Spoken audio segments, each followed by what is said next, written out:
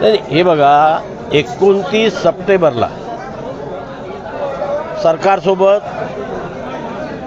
आमच्या ओबीसी प्रतिनिधींची 3 तास चर्चा झाल्यावर सरकारने आम्हाला लेखी स्वरूपामध्ये दिलेलं आहे की ओबीसी समाजाच्या आरक्षणाला धक्का लागणार नाही, मराठा समाजाला ओबीसीतून आरक्षण देणार नाही आणि सरसकट कुणब्यांचे प्रमाणपत्र देऊनसुद्धा त्यांचं ओबीसीकरण करणार नाही।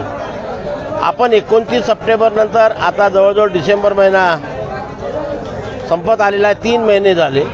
या 3 महिन्याच्या कालावधीमध्ये सरकारने कधी असं म्हटलेलं नाही की आम्ही मराठा समाजाला ओबीसीतून आरक्षण देऊ किंवा सरसकट कुणब्यांचे प्रमाणपत्र देऊ। या उलट प्रत्येक वेळेस त्यांनी स्पष्ट केलं आहे कि कुठल्याही परिस्थितीत आम्ही ओबीसीच्या आरक्षणाला धक्का लावणार नहीं।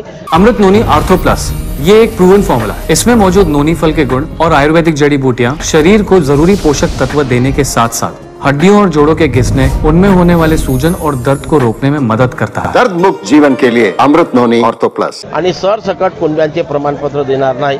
3 महिन्यात तरी अजूनपर्यंत सरकारने आपला शब्द बदलवलेला नाही। त्यामुळे आम्हाला विश्वास आहे की आम्हाला जो शब्द सरकारने दिला तो ते बदलवणार नाही। तरी सुद्धा या महाराष्ट्रातील संपूर्ण ओबीसी समाज हा वेट अँड वॉचच्या भूमिकेमध्ये आहे। आम्ही झोपलेलं नाही आहे किंवा समाधानी नाही आहोत, आम्ही वेट अँड वॉचच्या भूमिकेमध्ये आहोत। ज्या दिवशी या ओबीसी 60% असलेल्या ओबीसी समाजाच्या हे लक्षात येईल की सरकारने ओबीसी समाजाला दिलेला शब्द बदलवून आंदोलनकर्त्याच्या मागणीला प्रतिसाद देऊन आमच्या संविधानिक अधिकारावर कुठेतरी गदा आणतो आहे, त्या दिवशी 60% असलेला महाराष्ट्रातील हा ओबीसी समाज सरकारला जगू देणार नाही। हेही तेवढ्याच अधिकाराने मी आपल्याला सांगू इच्छितो। जरांगेंची वारंवार एवढं सगळं असतानाची भूमिका नेमकं काय कारण असू शकेल यामागे? नाही, हे बघा कसं आहे की मी नेहमी एक बोलत असतो की आंदोलन करताना आपण जी मागणी करतो ते संविधानाच्या कक्षेमध्ये आणि न्यायालयाच्या कक्षेमध्ये बसते की नाही बसत याचा विचार करून तशा प्रकारची मागणी सरकारकडे करावी लागत असते। आणि म्हणून आपण एक लक्षात ठेवा की ज्या दिवशी सरकारने त्यांना सुद्धा स्पष्ट सांगितलं की आम्ही तुम्हाला आरक्षण देऊ पण स्वतंत्र आरक्षण देऊ, ओबीसीतनं आरक्षण देणार नाही, त्या दिवशी मग त्यांनी आपली भूमिका बदलवली। मग भूमिका बदलवून सांगितली की आता सरसकट सर्व मराठ्यांना कुणब्यांचे प्रमाणपत्र द्या। सरकारने सांगितलं तेही आम्ही देऊ शकत नाही। मग त्यांनी सांगितलं की ज्याच्या नोंदी सापडल्या त्याच्या सगळ्या सोयऱ्यामध्ये म्हणजे पत्नीकडले नातेवाईक त्यांनाही द्या। सरकारने ते सुद्धा स्पष्ट केलं की पत्नीकडल्या नातेवाईकाला आम्हाला सर्टिफिकेट देता येत नाही। काय म्हणजे आपल्याकडे जी एवढ्या दिवसाची पद्धत आहे, वडिलाची, आजोबाची, पंजोबाची जी जात असेल तीच इतर नातेवाईकांना लागते। माझ्या आईकडल्या मामाची किंवा त्या आजोबाची किंवा त्या मावशीची जात आम्हाला लागत नाही। सरकारने ते सुद्धा स्पष्ट केलेलं आहे। परंतु ते आणि लोकांना कसं, आता तुमच्याकडे लोकांना किती दिशाभूल करतात ते तुम्ही लक्षात घ्या। आता सर्व मीडिया या ठिकाणी 56 लाख नोंदी सापडल्या आणि 56 लाख मल्टिप्लाइड बाय 50 आणि 100 असा आकडा सांगतात सर्व लोकांसमोर। एवढ्या लोकांचं भलं कर, अरे माझ्या बापवा, ह्या 56 लाख नोंदी केव्हाच्या आहे? 1948 ते 1967च्या कालावधीतल्या। आता ज्याच्या 67च्या पूर्वीच्या नोंदी, तो एकतरी माणूस असा जिवंत आहे का ज्याने ओबीसीचं प्रमाणपत्र घेतलं नाही, व्हॅलिडिटी काढली नाही? ह्या जुन्याच नोंदी आहे। मी दाव्याने सांगतो की याच्यात नवीन नोंदी 0.5% सुद्धा नाही।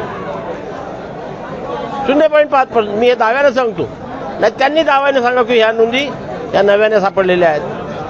ह्या एकूण नोंदी आणि त्याच्यामध्ये रिपिटेशन खूप आहे, कारण 13 प्रकारचे कागद शोधून राहिले। आता 13 प्रकारचे कागद, माझं नाव कलेक्टर ऑफिसमध्ये आहे, SP ऑफिसमध्ये आहे, रजिस्ट्रार ऑफिसमध्ये आहे, जन्ममृत्यूच्या तारखेमध्ये आहे। मग हे रिपिटेशन तुम्ही काढणार की नाही? मी न्यायमूर्ती शिंदे समितीला सुद्धा निवेदन दिलं की तुम्ही ह्या रिपिटेशन काढा। रिपिटेशन काढल्यावरती जो आकडा एक्झॅक्ट येईल त्याच्यातनं ऑलरेडी किती लोकांनी सर्टिफिकेट घेतले तेही पब्लिश करा, म्हणजे नव्याने किती नोंदी सापडल्या हे लक्षात येईल. आता ह्या 55 लाख 56 लाख हे सांगतात, त्याच्यामुळे मराठा समाजाची बी दिशाभूल होऊन राहिली आणि ओबीसी समाजाची सुद्धा दिशाभूल होऊन राहिलेली आहे. मुंबईच्या दिशेने जे आंदोलन होते आंदोलन उपोषणाचं, याला प्रत्युत्तर दाखवायला आपली पण काही तयारी आहे का? नक्कीच नाही. हे बघा, ते त्यांच्या मागणीसाठी संघर्ष करत आहे. आम्ही आमच्या संविधानिक अधिकाराचं रक्षण करण्याकरता संघर्ष करतो. हा 2 मधला फरक आहे काय. त्याच्यामुळे ते जे करतील काय, कारण त्यांची पण लढाई सरकारसोबत आहे, आमची पण लढाई सरकारसोबत. आमची लढाई आंदोलनकर्त्यासोबत नाही आहे. ते सरकारशी भांडून राहिले, आम्ही सरकारशी तर आम्हाला आमच्यावरती कुठला अन्याय सरकारकडून होईल असे आम्हाला चिन्ह दिसत नाही. त्यामुळे आम्ही अशा प्रकारचं आंदोलन करण्याचा अजून तरी काही विचार केलेला नाही. पण ज्या दिवशी अशा प्रकारचं काही आम्हाला समजेल, कळेल किंवा दिसेल, त्या दिवशी नक्कीच त्यांच्यापेक्षा मोठं आंदोलन या महाराष्ट्रामध्ये ओबीसी समाजाकडून उभं केलं जाईल याची आपल्याला खात्री होते. मुंबईचं काही ठरलेलं नाही, आम्ही नाही. आम्ही जोपर्यंत सरकार आम्हाला दिलेल्या आश्वासनावर ठाम आहे तोपर्यंत आम्ही अजून तरी मुंबईला कुठलं आंदोलन करण्याची घोषणा केलेली नाही. आमचं मात्र अजूनही जिल्ह्याच्या ठिकाणी गावागावामध्ये असे आंदोलनं सुरू आहे. संपलं नाही, सामूहिक आंदोलन आमचं नाही आहे, पण प्रत्येक जिल्ह्यामध्ये प्रत्येक तालुक्यामध्ये कुठे ना कुठे आंदोलनं सुरू आहे आणि त्या आंदोलनाच्या माध्यमातून त्याचाच एक भाग म्हणून आज या ठिकाणी आम्ही आलेलो आहोत. अशा प्रकारचे आंदोलनं सुरू राहणार आहे आणि त्या माध्यमातून ओबीसी समाजाची जनजागृती करणे आणि आपल्या संविधानिक अधिकाराचं रक्षण करणे हे 2 कामं या आम्ही सकल ओबीसी तर्फे या राज्यामध्ये करतो. राज्यभर आंदोलनाचा इशारा देण्यात आल्याचं समजत. कोणत्या तारखेला? 20 जानेवारी. नाही, अजून तरी सामूहिकपणे निर्णय झालेला नाही आहे. कुठल्या एखाद्या संघटनेने दिला असेल, पण सर्व संघटना सामूहिक निर्णय अजून व्हायचा आहे. तो झाल्यावरती नक्की आम्ही सुद्धा सांगू. जरांगे पाटील असा दावा करतात की 3 कोटी मराठा जे आहे ते मुंबईच्या दिशेने कूच करतील. तुम्हाला काय वाटतं, किती लोक जातात? 3 कोटी मराठी आहेतच रे का? मी उलटा प्रश्न विचारतो, तुमची लोकसंख्या तरी 3 कोटी आहे का? एकूण लोकसंख्या किती आहे महाराष्ट्राची? 12 कोटी. काय 12 कोटीमध्ये हे लोक किती आहे? 12, 13, 14, 15% मॅक्झिमम.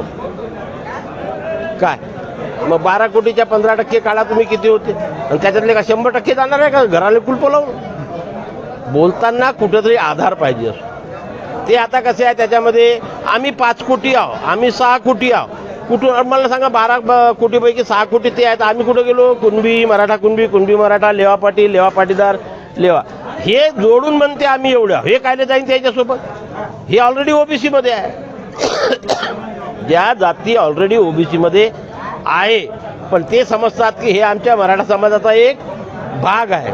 ज्यांना ऑलरेडी ओबीसीचं आरक्षण मिळते ते त्यांच्यासोबत जाणार नाही म्हणजे नाही. आणि म्हणून ते जे 3 कोटीचा दावा करतो त्याच्यावरती माझा विश्वास नाही. काय